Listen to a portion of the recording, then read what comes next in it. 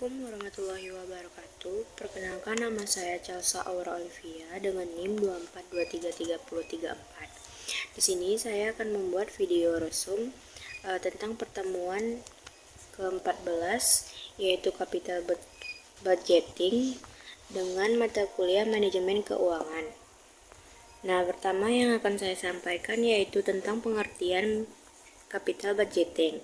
Nah, capital budgeting itu yaitu sebagai keseluruhan proses analisis proyek-proyek atau rencana investasi dan pemilihan proyek yang akan dijadikan pilihan investasi yang berbasis pada analisis aliran kas.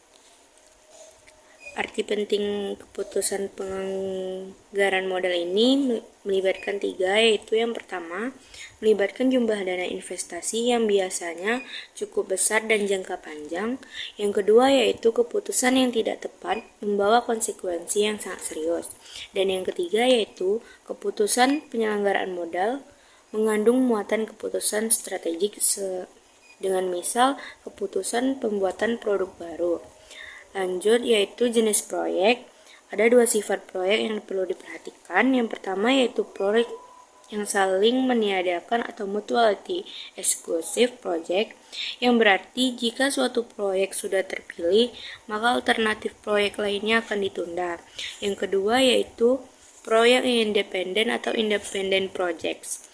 Nah, proyek-proyek yang aliran kasnya tidak terpengaruh oleh keputusan yang diterima atau ditolaknya suatu proyek yang lain. Nah, yang masuk kita ke materi yang kedua yaitu estimasi aliran kas. Estimasi aliran kas ini atau cash flow estimation merupakan tahap yang paling penting dan sekaligus paling sulit dalam proses capital budgeting. Nah, keputusan ini harus didasarkan pada aliran kas, bukan laba bersih. 3 kelompok utama aliran kas. Yang pertama, initial investment outlay atau arus kas investasi. Nah, kelompok aliran kas ini terjadi pada awal proyek sebelum proyek beroperasi. Yang kedua yaitu operating cash flow, kelompok aliran kas yang terjadi selama proyek beroperasi atau umur proyek. Nah, yang ketiga yaitu terminal year cash flow, kelompok aliran kas yang terjadi pada saat proyek dianggap berakhir atau terminate.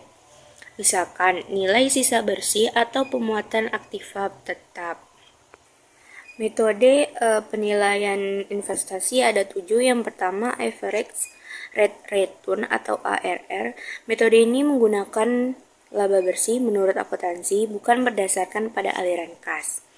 Nah, kelemahan metode ini salah satunya yaitu menggunakan laba akuntansi, bukan laba arus kas.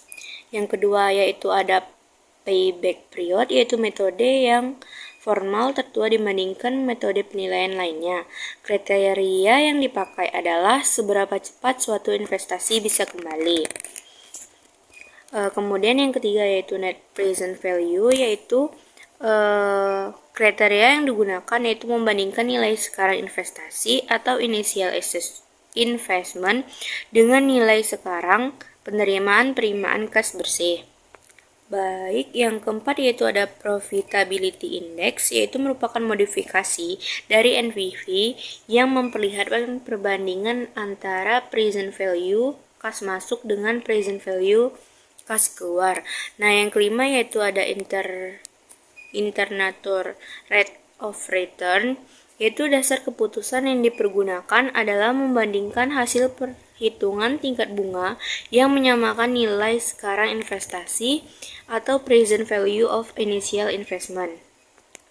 Dan masuk kita ke metode yang keenam yaitu metode interpolasi atau IRR. Nah, kelemahan metode ini menganggap bahwa tingkat bunga itu tidak berubah selama perhitungannya, sehingga tidak memungkinkan untuk IRR dengan bunga yang berbeda setiap tahunnya.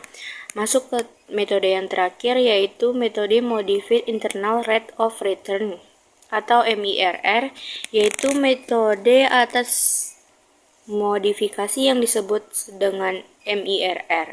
Nah, suatu tingkat suku bunga yang menyamakan present value aliran kas keluar dengan present value nilai terminal yang akan datang dari kas masuk yang digandakan dengan biaya modal.